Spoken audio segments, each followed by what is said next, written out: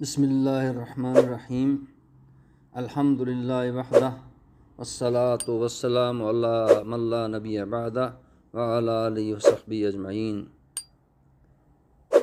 جمعیت الدعوہ والارشاد و توحید الجالیات علی ساویہ سعودی عرب سے توحید باری تعالیٰ کو سمجھنے کے لیے 4 بنیادی اصولوں کا تعارف پیش کیا جائے گا، جنہیں عربی میں شرح القواعد الاربع کہتے ہیں۔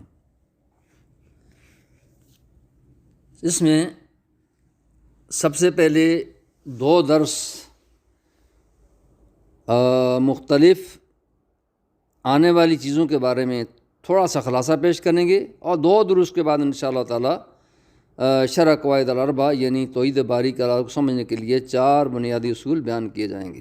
آج کے درس میں عرش عظیم، اسماء الحسنی، اقوال شیخ اسلام محمد بن عبدالوہاب رحمہ اللہ کی طرف سے رشد و ہدایت، ملت ابراہیمی کی پیروی لازم ہے، توحید، عبادت، ابراہیم علیہ السلام کا اپنی قوم اور والد سے ان کے دین سے بیزاری کا اعلان، شرک کی ہولناکیاں اور کفر کے بارے میں تنبیہات قرآن و حدیث سے پیش کیے جائیں گے۔ انشاءاللہ ابتدائیہ 2 دروسوں کے بعد 4 قواعد میں سے پہلے قاعدہ کی شرح کا درس ہوگا۔ آج یہ درس کی ابتدا آقائے نامدار حضرت محمد مصطفیٰ صلی اللہ علیہ وسلم کو جب نبوت ملی تو آپ صلی اللہ علیہ وسلم نے غیر مسلم حکمرانوں کو جو خط لکھے، اس میں آپ صلی اللہ علیہ وسلم نے ہرقل روم کو بھی ایک خط لکھا، جیسا کہ صحیح بخاری مسلم میں عبداللہ بن عباس رضی اللہ عنہما سے مروی ہے کہ جب نبی پاک صلی اللہ علیہ وسلم نے شاہ روم ہرقل کے نام خط لکھا تو فرمایا، الحدیث بسم اللہ الرحمن الرحیم من محمد عبداللہ و رسولہ الی ہرقل عظیم الروم۔ میں یہ خط اس اللہ کے نام سے لکھنا شروع کر رہا ہوں جو رحمان و رحیم یعنی بڑا مہربان اور ہدایت نہایت رحم کرنے والا ہے۔ محمد صلی اللہ علیہ وسلم اللہ کے بندے اور اس کے رسول صلی اللہ علیہ وسلم کی طرف سے یہ نامہ شاہ ہرقل روم کے نام بخاری و مسلم نے اس کو روایت کیا۔ شیخ الاسلام محمد بن عبدالوہاب نے امت مسلمہ کے لیے دعا مانگنے سے پہلے یہ کلمات ادا کیے ہیں، اعوذ باللہ من الشیطان الرجیم، بسم اللہ الرحمن الرحیم، اسأل اللہ الکریم رب العرش العظیم، یعنی میں اللہ کریم عرش عظیم کے رب سے دعا کرتا ہوں، لہٰذا ہمیں ابھی اپنے طالب علموں اور تمام امت مسلمہ کے لیے ایسی ہی دعا کرنی چاہیے۔ شیخ الاسلام محمد بن عبدالوہاب رحمہ اللہ نے اپنی دعا میں اللہ کے لیے رب العرش العظیم کا لفظ استعمال کیا ہے۔ عرش کا معنی تخت شاہی کے ہیں، اور عرش الرحمن اللہ تعالیٰ کا عرش پایوں والا تخت ہے، جسے فرشتے اٹھائے ہوئے ہیں، اور وہ تمام دنیا جہان پر قبہ کی مانند ہے اور تمام مخلوقات کی چھت ہے۔ شرح الطاویہ ابن ابی الحز۔ عظمت، عرش کی ایک صفت عظمت ہے، جیسے کہ اللہ تعالیٰ نے اس بارے میں فرمان ربانی ہے، اعوذ باللہ من الشیطان الرجیم، بسم اللہ الرحمن الرحیم، اللہ لا الہ الا هو رب العرش العظیم، سورۃ النمل۔ اس کے سوا کوئی معبود برحق نہیں، وہی عظمت والے عرش کا مالک ہے۔ ایک اور فرمان باری تعالیٰ ہے، اعوذ باللہ من الشیطان الرجیم، بسم اللہ الرحمن الرحیم، ذو العرش المجید، سورۃ البروج۔ مجد و بزرگی والے عرش کا مالک ہے۔ عرش کی ایک اور صفت کریم بھی بیان کی گئی ہے، جیسا کہ فرمان باری تعالیٰ ہے، اعوذ باللہ من الشیطان الرجیم، بسم اللہ الرحمن الرحیم، لا الہ الا هو رب العرش الکریم، سورۃ المومنون۔ اس اللہ کے سوا کوئی معبود برحق نہیں، وہی عزت والے عرش کا مالک ہے۔ یہاں بہت جگہ پر قرآن پاک میں ولی کا لفظ استعمال ہوا ہے، یہ اللہ کے اسماء حسنہ میں سے ہے۔ فرمان ربانی ہے، اعوذ باللہ من الشیطان الرجیم، بسم اللہ الرحمن الرحیم، ام اتخذوا من دونہ اولیاء فاللہ هو الولی وهو یحیی الموتى وهو علی کل شیء قدیر، سورۃ الشورى۔ کیا ان لوگوں نے اللہ تعالیٰ کے سوا اور کارساز بنا لیے ہیں؟ حقیقتاً تو اللہ تعالیٰ ہی کارساز ہے، وہی مردوں کو زندہ کرے گا اور وہی ہر چیز پر قادر ہے۔ اللہ ہی ولی یعنی دوست ہے کا مفہوم یہ ہے کہ اللہ تعالیٰ ہی تمام مخلوق کے امور کا نگہداشت ہے، اور وہی ان کے تمام کاموں کی تدبیر کرنے والا ہے اور ان کا مالک ہے، اور اللہ سبحانہ تعالیٰ کو کی ولایت خاصہ خصوصی دوست لائق و زیبا ہے، اس طور پر کہ اللہ تعالیٰ اپنے مومن بندوں کو تاریکیوں سے نکال کر روشنی کی طرف لاتا ہے اور ان کا ناصر و مددگار ہے۔ تفسیر الاسماء الحسنى سعید القحطانی۔ شیخ الاسلام مؤلف کتاب محمد بن عبد الوہاب رحمہ اللہ کا قول مراد فرمائیں، اور آپ فرماتے ہیں، اور آپ جہاں کہیں بھی رہیں اللہ تعالیٰ آپ کو مبارک بابرکت بنائے۔ حقیقت میں یہ دعا سیدنا عیسیٰ علیہ السلام کے کلام سے ماخوذ ہے۔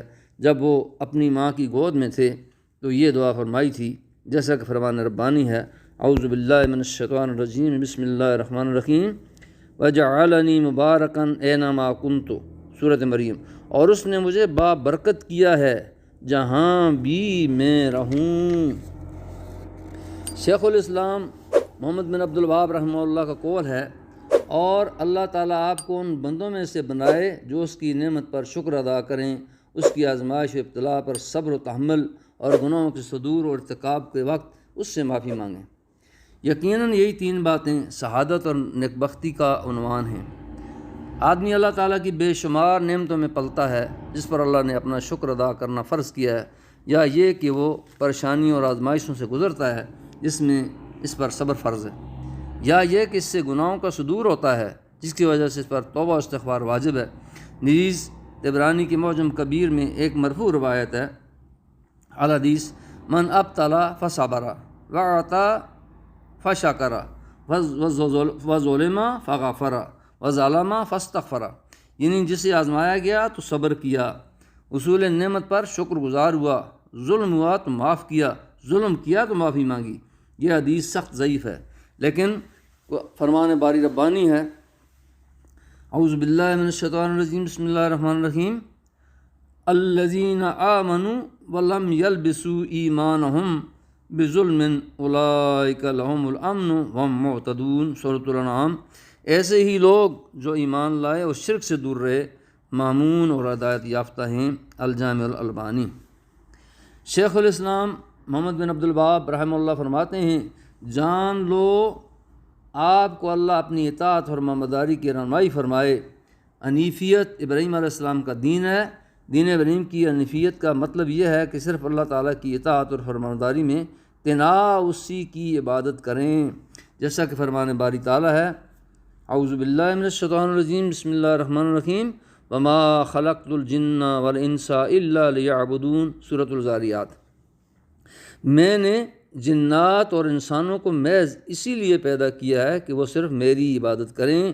اس آیت کریمہ کی روشنی میں جب ہمیں یہ معلوم ہو گیا کہ اللہ نے ہمیں صرف اپنی عبادت کے لیے ہی پیدا کیا ہے، تو اس بات کو ٹھیک سے سمجھ لینا چاہیے کہ بغیر توحید خالص کے کوئی بھی عبادت نہیں ہو سکتی۔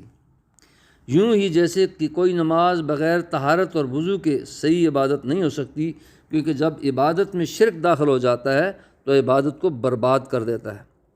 ٹھیک ایسے ہی جیسے حدث یعنی وضو ٹوٹنے سے طہارت باطل ہو جاتی ہے، جب یہ بات اچھی طرح واضح ہو گئی کہ شرک جب عبادت کے ساتھ خلط ملط ہو جاتا ہے تو اسے تباہ و برباد کر دیتا ہے اور اعمال کو بھی برباد کر دیتا ہے، اور شرک کرنے والے کا ہمیشگی ٹھکانہ جہنم بنا دیتا ہے۔ اب توحید کی اہمیت کو جاننا اور شرک کے فساد سے باخبر رہنا بہت عام اور بہت ضروری ہے۔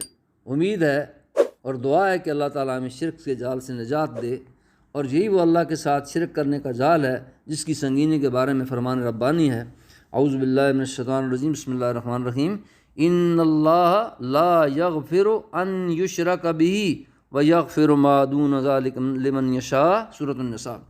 یقین اللہ تعالیٰ اپنے ساتھ شرک کیے جانے کو نہیں بخشتا اور اس کے سوا جس گناہ کو بھی چاہے بخش دیتا ہے۔ یہاں رشد کا لفظ استعمال ہوا ہے، اور رشد و ہدایت یہ اللہ تعالیٰ کے احسانات میں سے ایک احسان ہے اور عظیم ترین فضیلتوں میں سے ایک فضیلت ہے۔ فرمان ربانی ہے، اعوذ باللہ من الشیطان الرجیم، بسم اللہ الرحمن الرحیم، اولئک هم الراشدون فضلا من اللہ ونعمۃ واللہ علیم حکیم، سورۃ الحجرات۔ یہی لوگ راہ یافتہ ہیں اللہ کے احسان اور انعام سے، اور اللہ دانا اور با حکمت ہے۔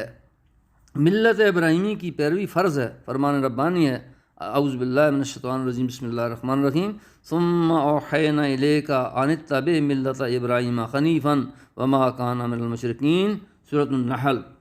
پھر ہم نے آپ کی جانب وحی بھیجی کہ آپ ملت ابراہیم حنیف کی پیروی کریں جو کہ مشرکوں میں سے نہ تھے۔ تو آج کا پہلا درس شرح القواعد الاربع کی چیدہ باتوں سے روشنائی کرانی ضروری تھی، اسی پر آج کا درس ختم ہوتا ہے۔